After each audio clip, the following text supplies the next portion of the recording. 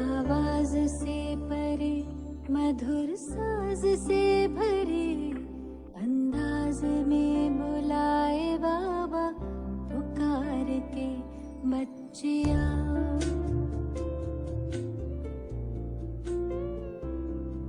आवाज से परे मधुर साज से भरे अंदाज में बुलाए बाबा पुकार के बच्चिया।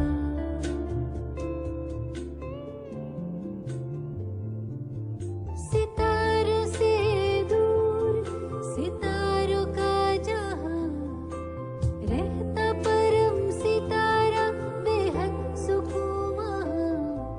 सितारों से दूर सितारों का जहां रहता परम सितारा बेहद सुकून वहां। बच्चिया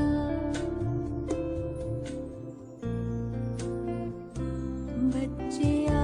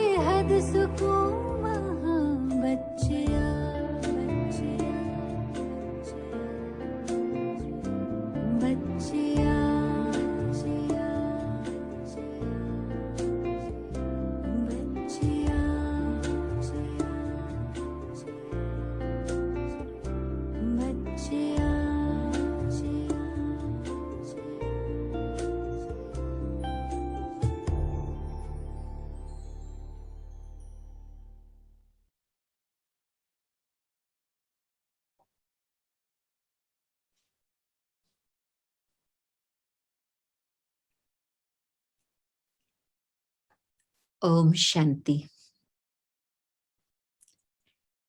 It's an honor to be with all of you. And I know that whenever I attended the Asian retreat in KL, it was always a very magnificent affair, really, really very powerful. And so my hope is that now at this moment, you're also experiencing the same powerful atmosphere that we used to experience when we were physically together. I know that this is a very different experience, but yet I'm sure that the vibrations reach out and we connect with Baba and with each other in a subtle dimension in a very beautiful way. So, experiencing going beyond.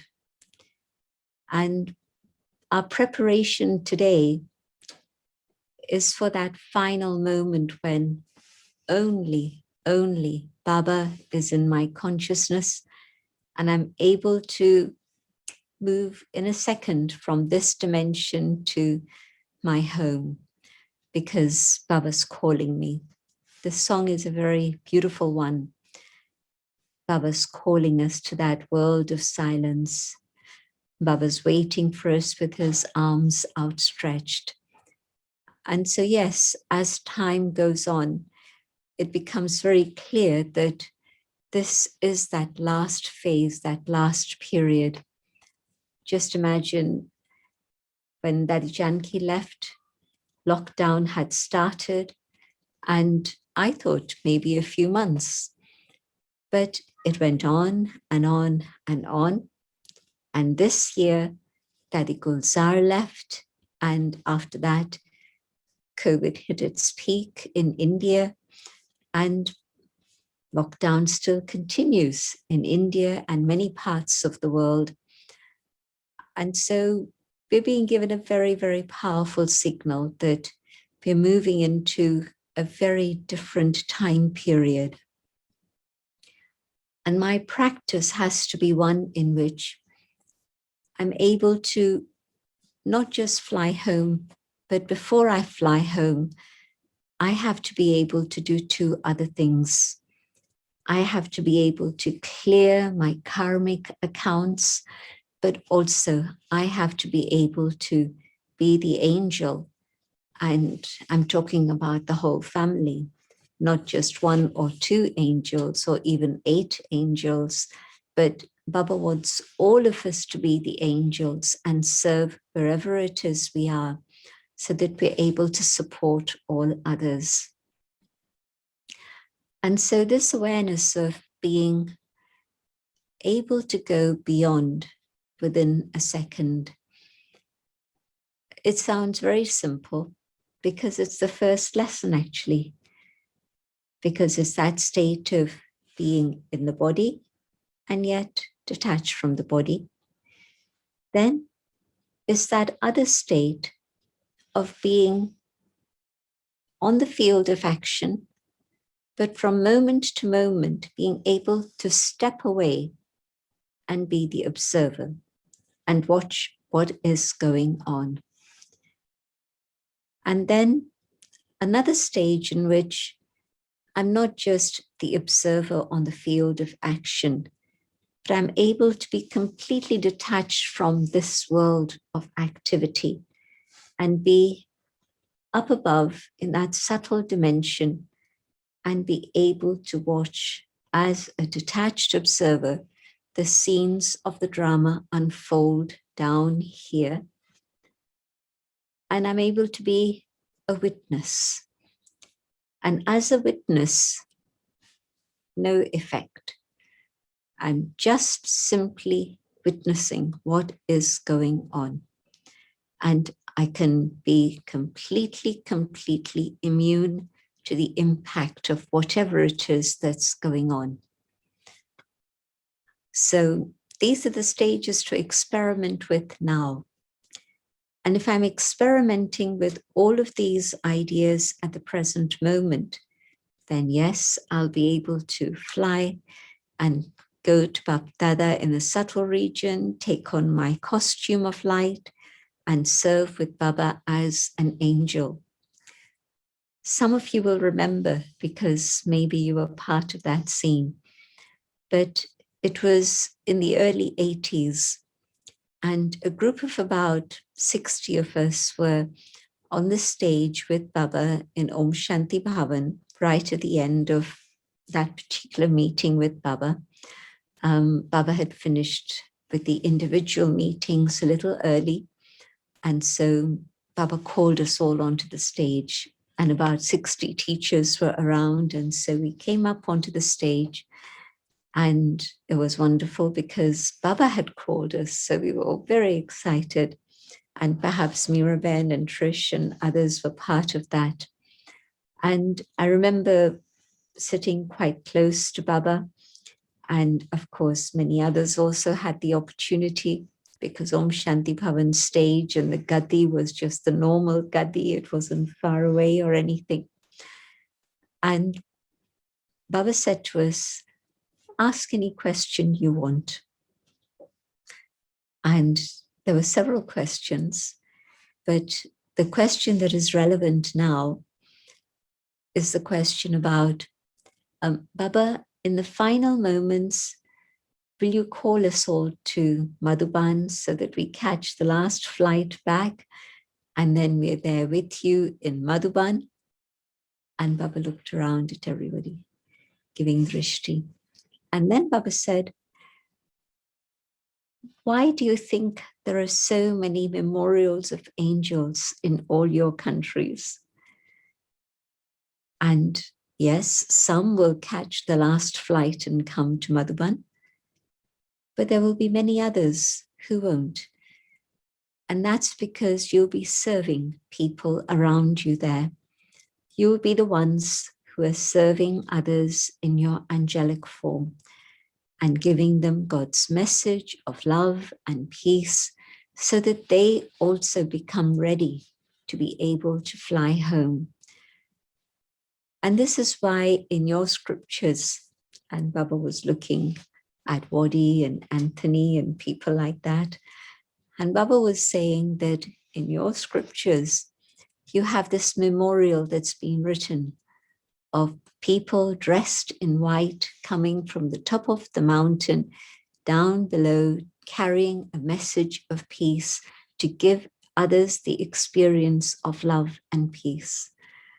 And so Baba often quotes the Bharat scriptures and especially the Gita. But this time Baba was quoting the Bible back to the people who had studied the Bible and reminding them that this is the expression that comes there.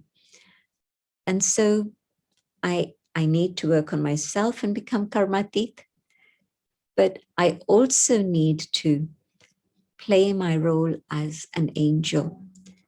And nowadays, so many people ask us to have bhog offerings for either their loved ones who have gone due to COVID, sometimes within the extended family, amongst uncles and cousins and so forth, 7 members of one extended family.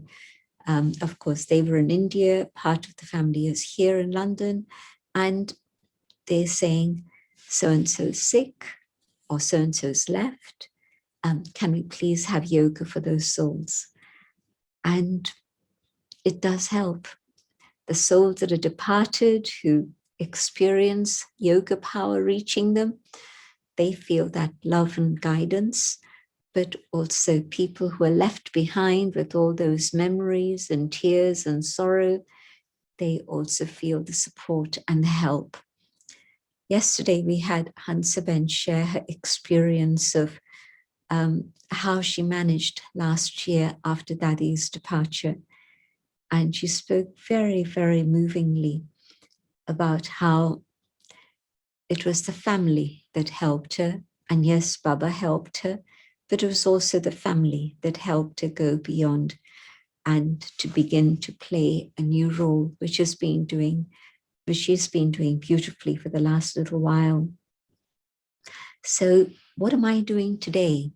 Am I practicing these stages of experiencing, going beyond, taking my costume of light and playing that role of God's messenger. Sometimes you get many phone calls maybe, and it's people in distress. Are you able to be a messenger of God at that moment and give them peace and love? Again, Baba was reminding us of the work that we need to do in today's Murli, to be able to have conquered my mind to such an extent that I'm able to have that state where I can allow those with a distressed mind to feel, at least at that moment, a moment of peace and God's love.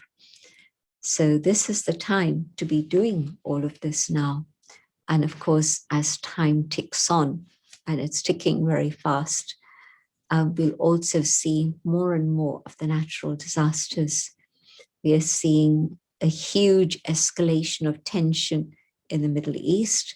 So putting all of these scenes together, I ask myself as God's child, what am I doing for others now? But also, how quickly am I moving to my karmatit stage so that I'm able to go beyond? Otherwise, the strings of karma will keep pulling me here. But now, in this short space of time before the journey back home begins, I need to do both of these things: settle my karma, change my sanskars, both are together, and also be God's messenger, the angel of peace, the angel of love. So the practice today, can I be totally soul conscious?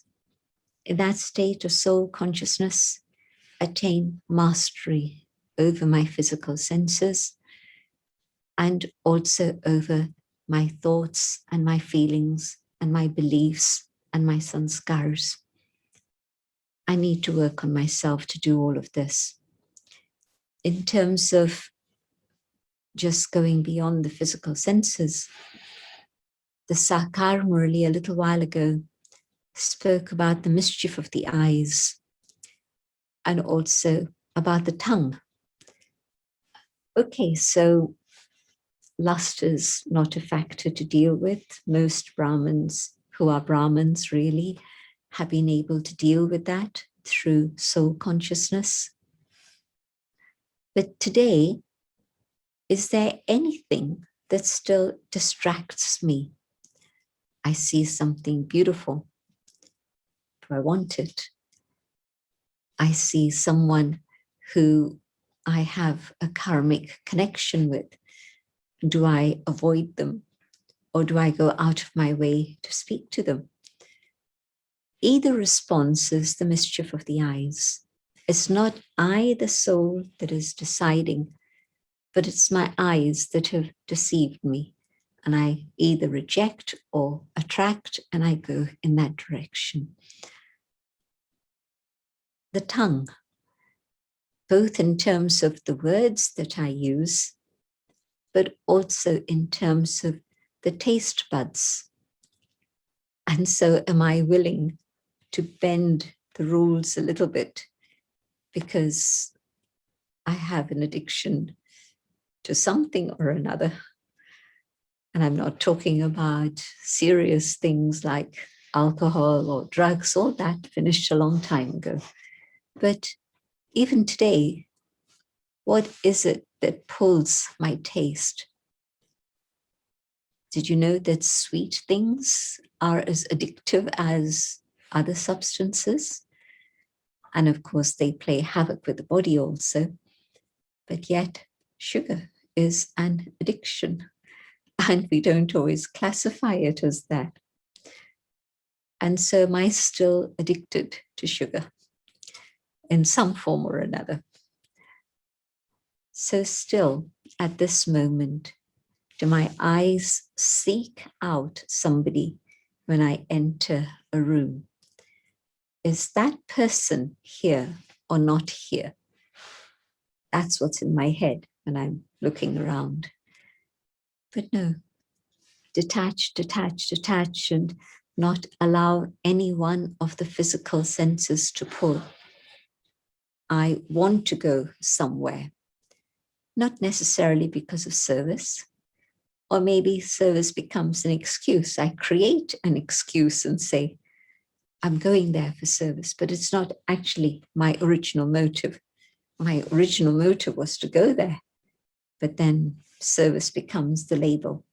So the conquest of the physical senses. And Baba's saying that if I'm to reach even the Silver Age, that is the basic line. I must have conquered the physical senses. So the soul detached from the body, in the body, but the soul is truly the master of this physical vehicle. And so let me check it out very seriously. And if I realize that there's any one aspect of the senses pulling me, can I work on that and practice, practice, practice? The most important thing is the practice, because I can love Baba, I can say I belong to Baba, but unless I practice all of these things in a very real way, I'm still stuck with old habits and sanskars. And how many of us after 30, 40 years say, well, I'd like to change this, but I haven't yet been able to. So start with the externals. And with that, follow on with the internals.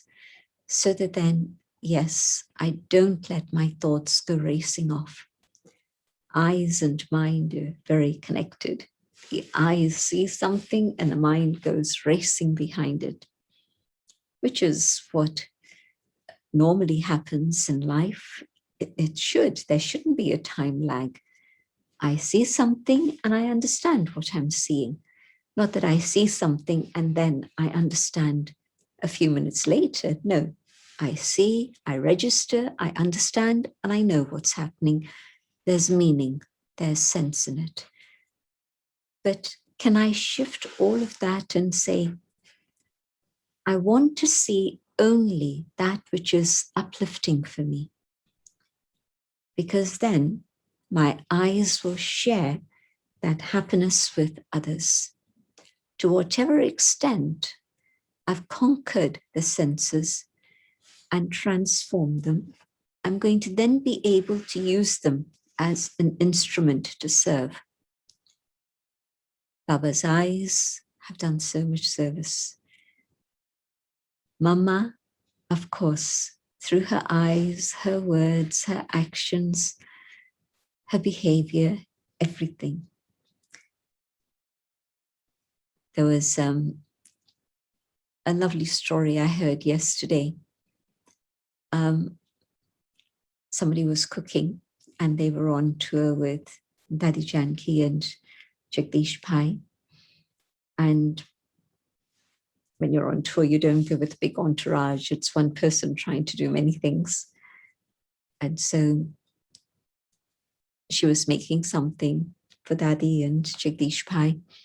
And Dadi called her. So she left what she was doing, switched it off, and went off to see Dadi. And this was a different country, a country where they didn't have somebody who could manage all of that. So the sister was managing to take care of Dadi and also do the cooking in a simple way.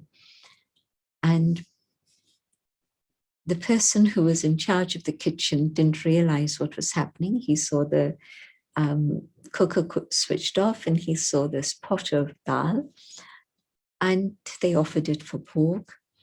And then it was served to Jagdish Pai. And the sister came along and she said, but I hadn't finished it. And Jagdish Pai, without a murmur, had the bowl of soup, the dal, and didn't say a word. And afterwards, she said to him, but you know, I hadn't completed it, and I hope somebody had completed it.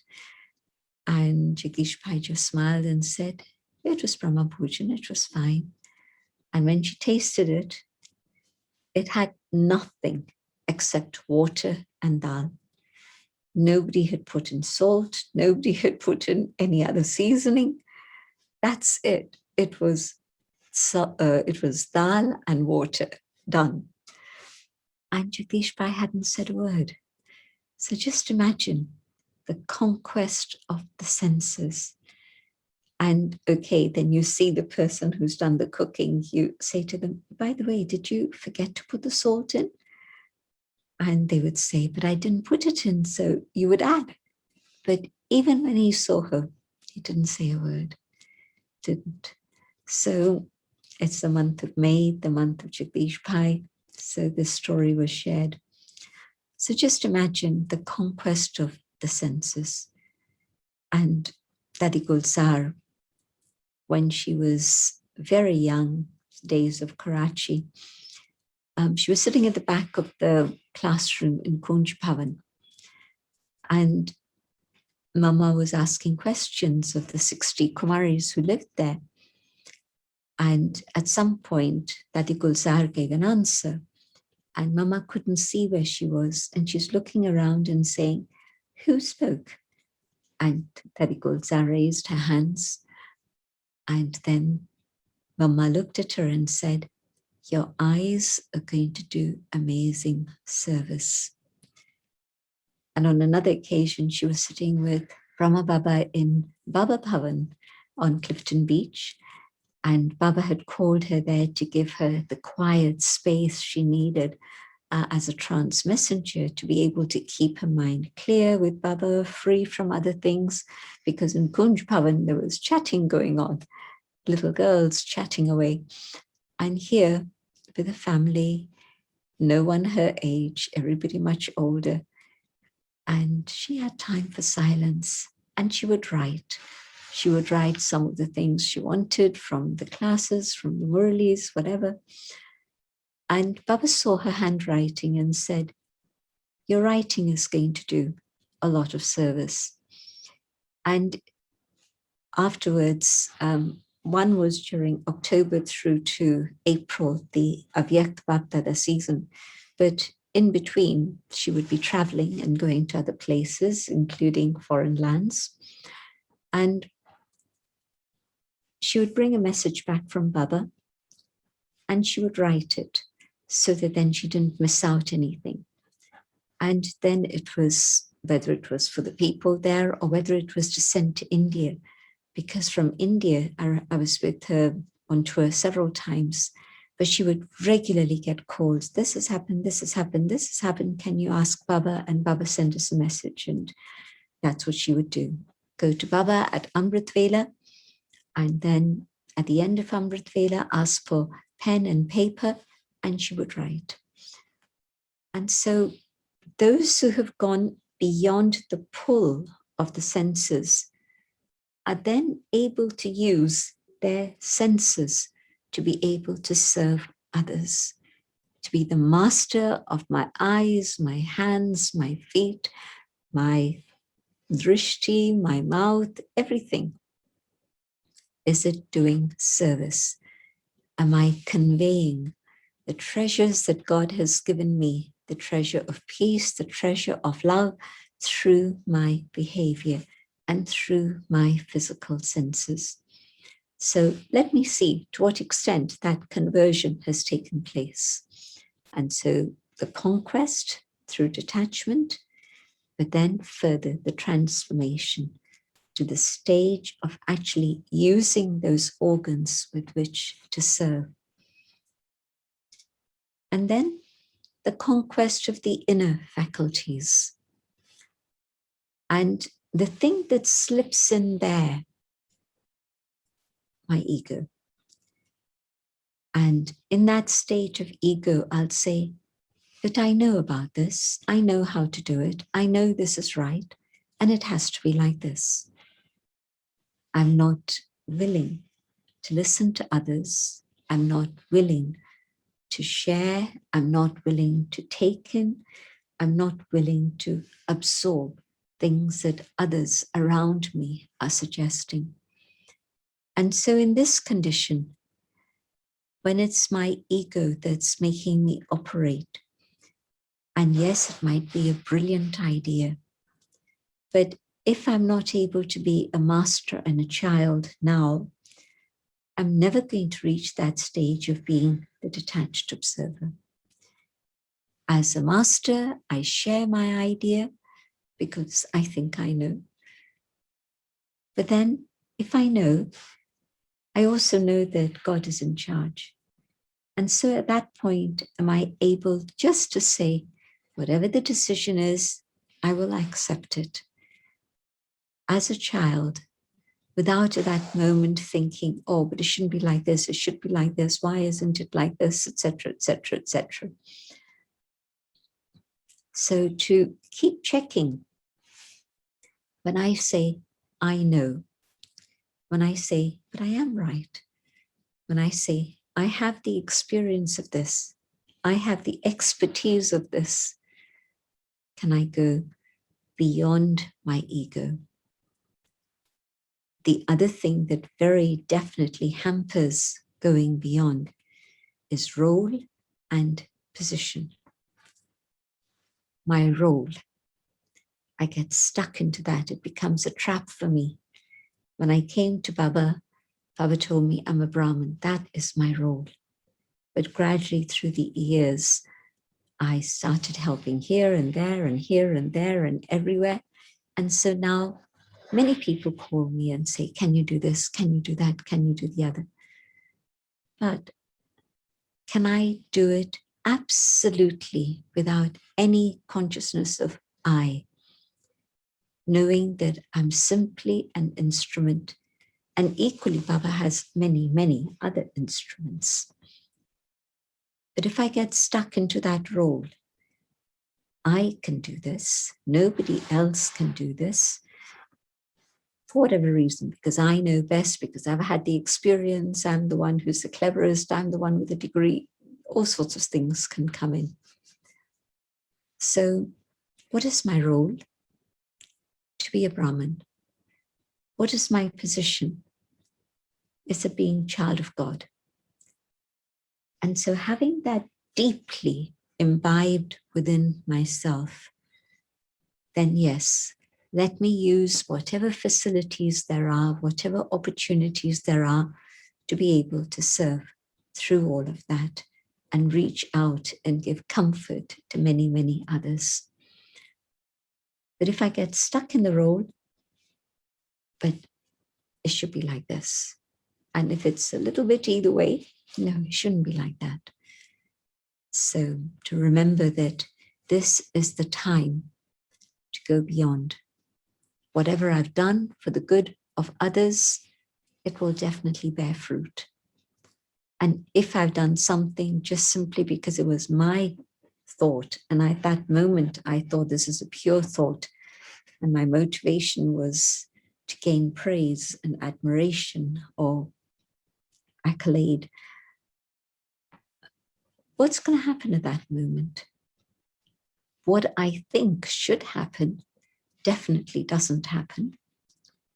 You know, there's a law, and Baba's been talking about it for the last couple of days, and I'm seeing the drama stage of the world and what's going on. And what Baba's saying is that if certain groups could get together, this is Lokik, like, for example, the Christians, if the Christians were to unite together, they could rule the world, but it's not the law.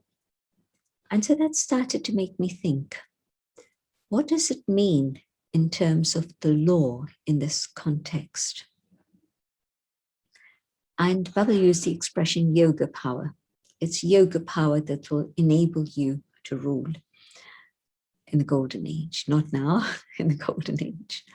So the difference between physical power, external power, and yoga power, it's a difference of literally day and night. Literally, because when it's the people over the people and it's just the power of force, that is not Satyug, that is definitely Kalyug.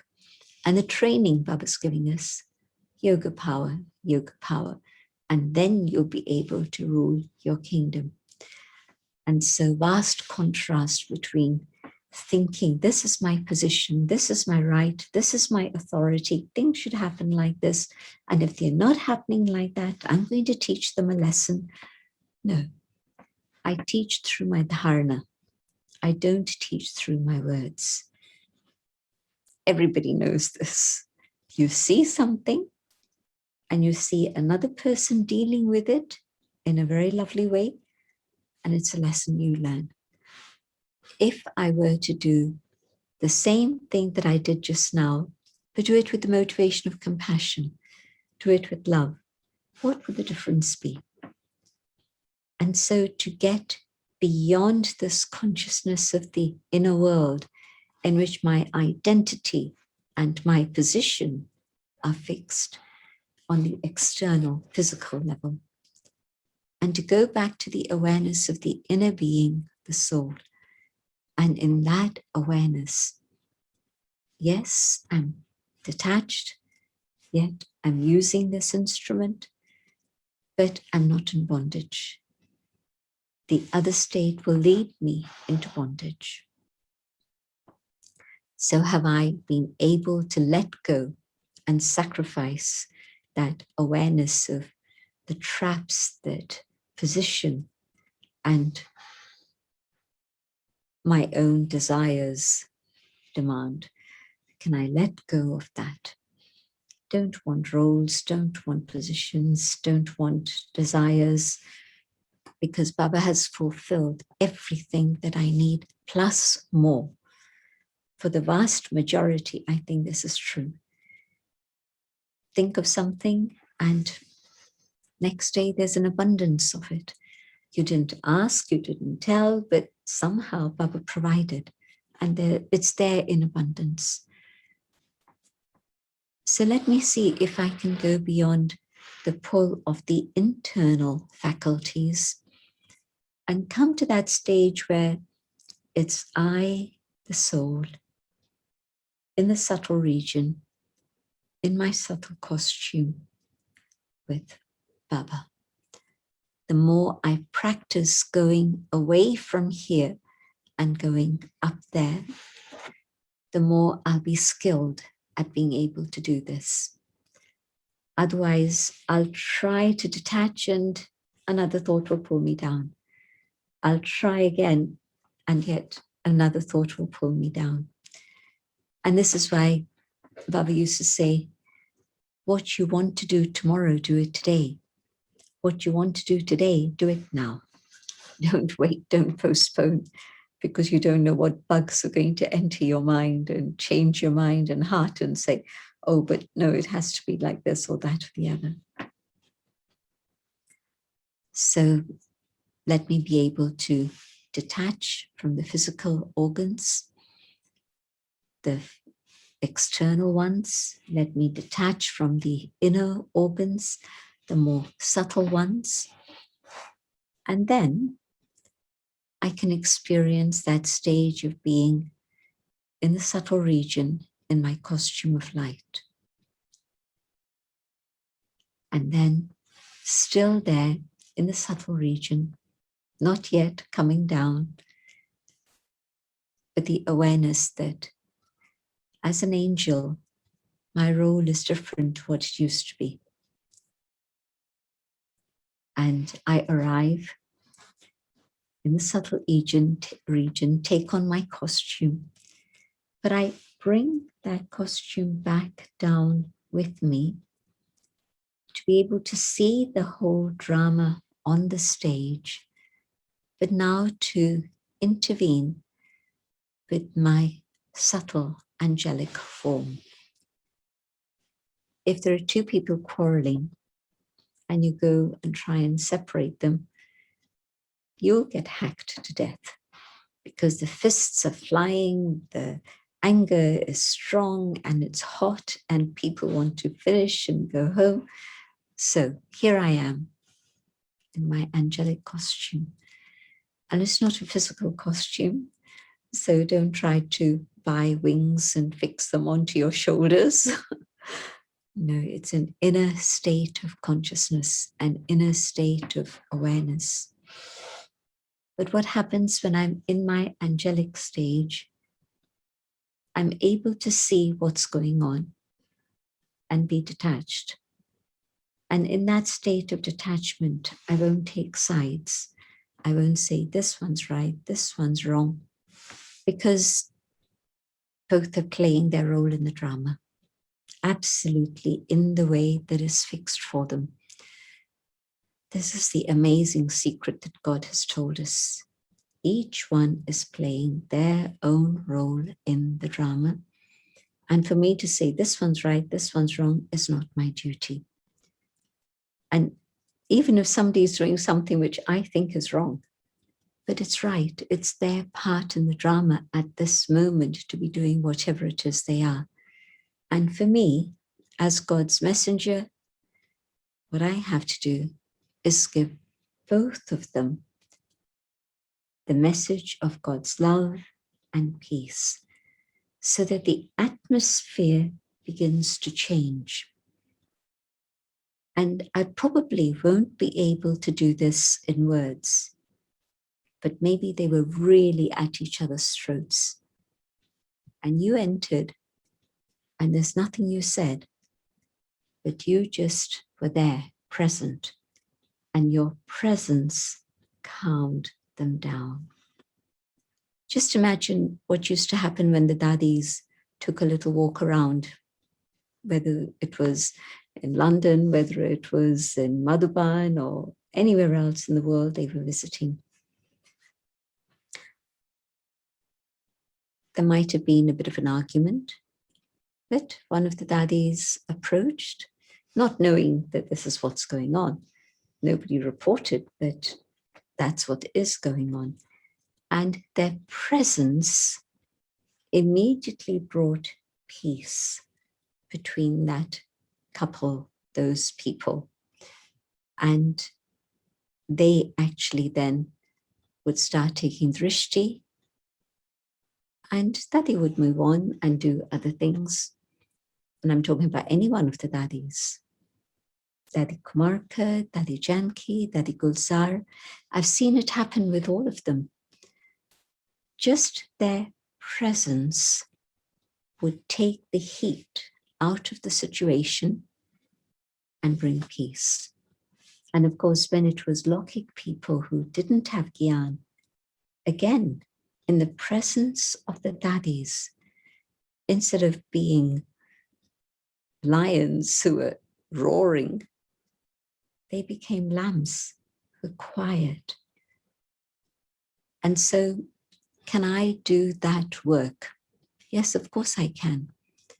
Because the daddies are now serving from another dimension, and we're all the instruments here to reveal who is God, to reveal what God's work is, and all of that.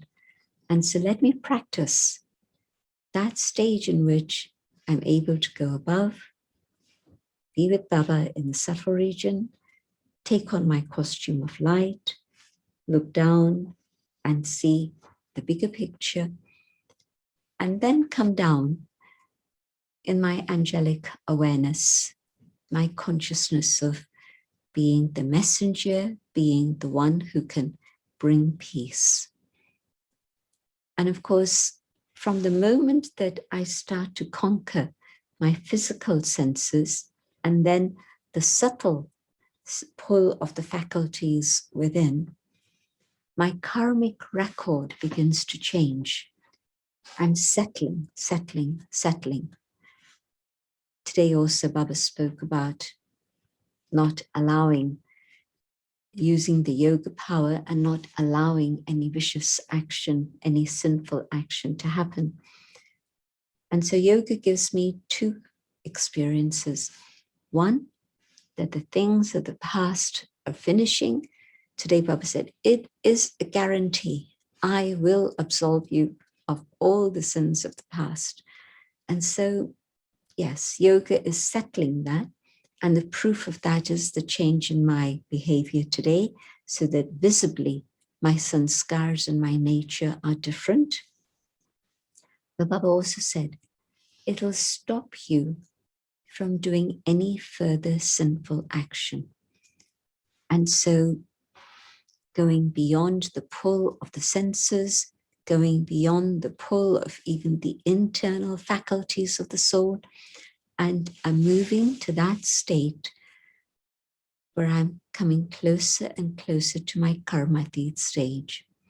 And on the other side, in my role as angel, I'm fulfilling my responsibility to Baba to share his message, whether in words or whether through presence and vibrations. But I'm also doing good karma, which I'm accumulating the credit for within myself. Karmatit is not just empty. Karmatit is the past finished and settled and clear. But also, it means the opportunity to create good karma. And so now I'm carrying more and more of the good karma within myself. And so these three practices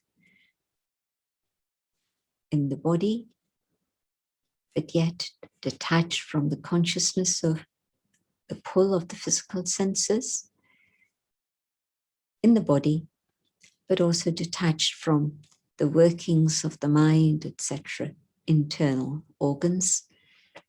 And then the third practice, going to Baba in the subtle region, taking my costume of light and coming back down into that awareness of doing the service I need to do, which is now not so much in words. With the Brahmin family, yes, of course, a little bit of clarification, but more, it's through subtle vibrations, the donation of powers through our mind, giving us the power from God as a blessing to be able to have that state of conquest of mind totally. So practice the stage of being the angel, but also the other stage of being here and being the detached observer. I'm seeing things go on, and I can see the sanskars of this one, I can see the sanskars of this one. And again, without words, just coming to them. And what will happen? They will feel, both feel my empathy. Empathy not just for one, but empathy for both. And that's a stage of the detached observer. They feel the support from you, both of them, not one. How did Mama manage with 60 young sisters, all more or less, just sort of adolescents, but some a bit older than others, but still under 20. Most of the girls who stayed in Kunj Bhavan were all under 20 at that time. Can you imagine the renunciation they had and the tapasya they did? And they were all just under 20. But Baba chose young ones because they're the ones who could stay on till the longest, till the end of the Kalpa. And yes, we've had to say goodbye to most of them now. Only one Dadi left, but still, they stayed long enough to give us a huge amount of sustenance. And when Mama would hear the complaint from one, she would call the other one to hear her side also. And then Mama would sit both of them together, and Mama would give them a lesson for both, and even maybe sometimes arrange for different departments so that they wouldn't be working in the same department anymore. But Mama did all of that without feeling rejection of another or feeling warmth towards the other. No, it was Bhai Bhai Drishti, the Drishti of brotherhood, the Drishti of love, the Drishti of mastery. So let me practice that too.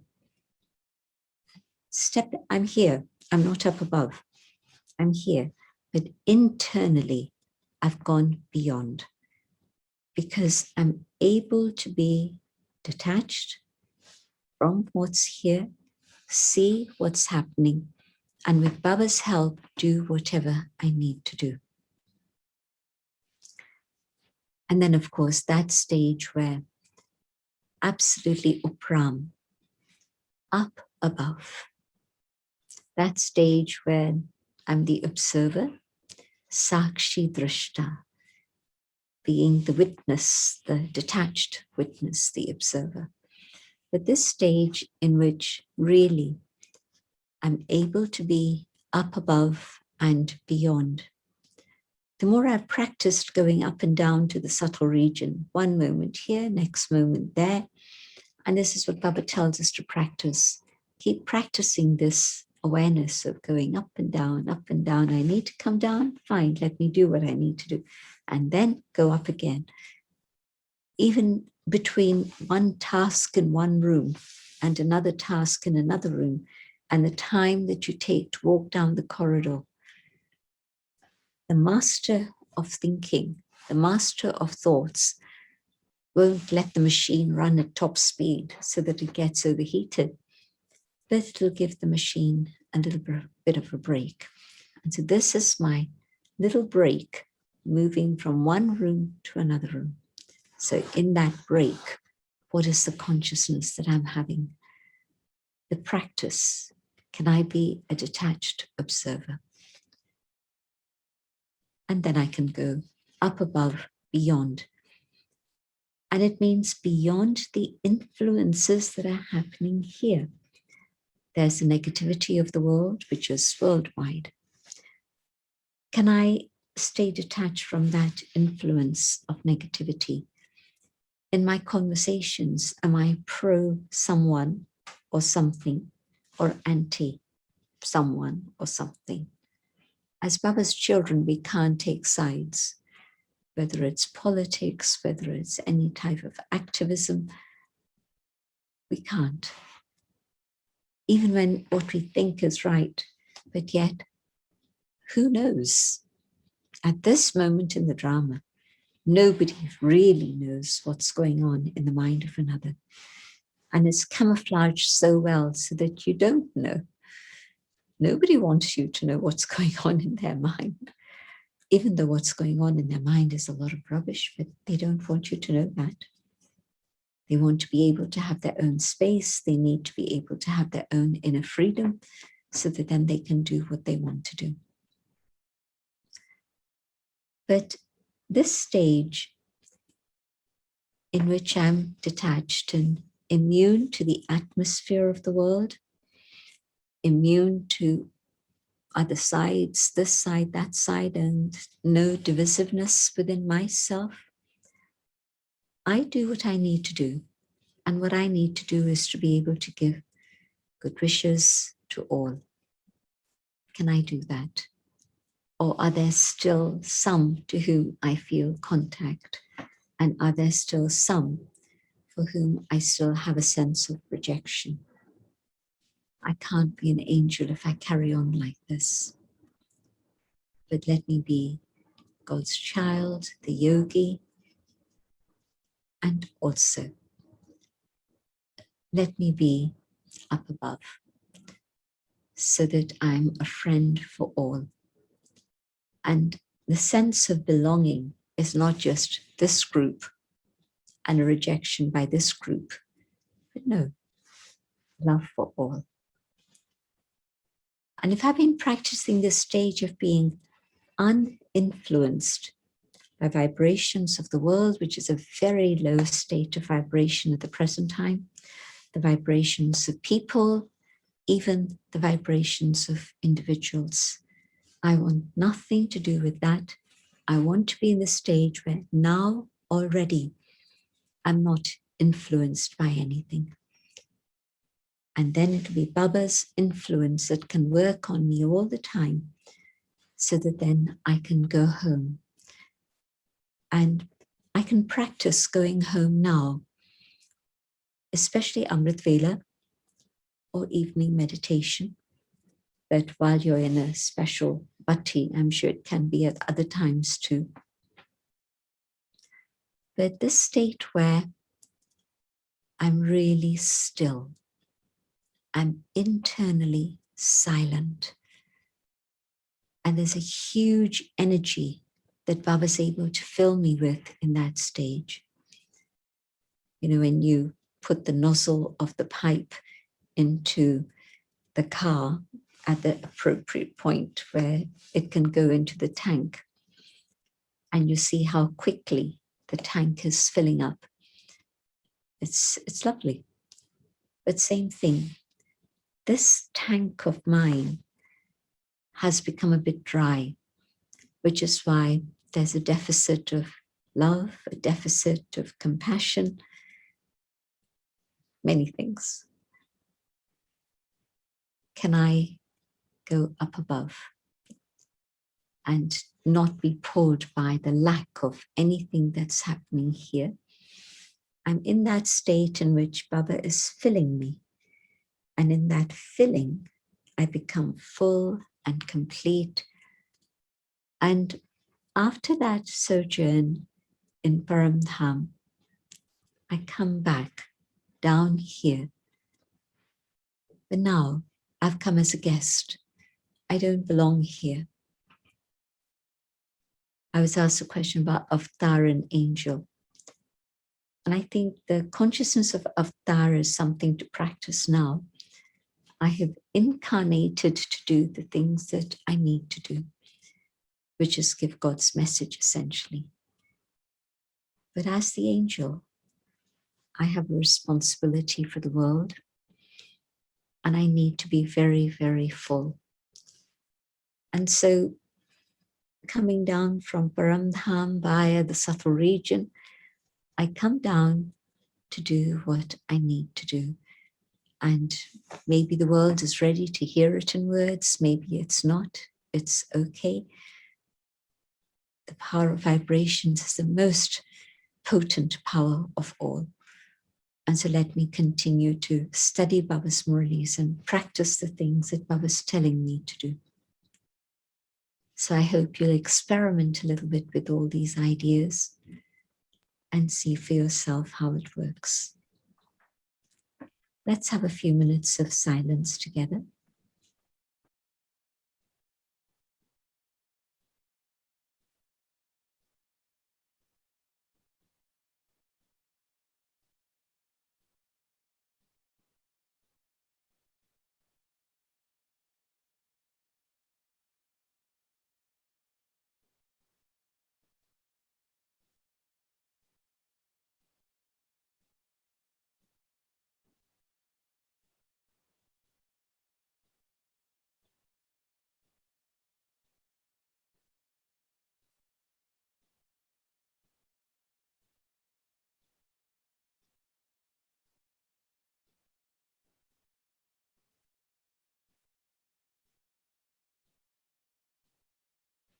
Om Shanti. Thank you for giving me this opportunity, and I look forward to the time we can meet personally.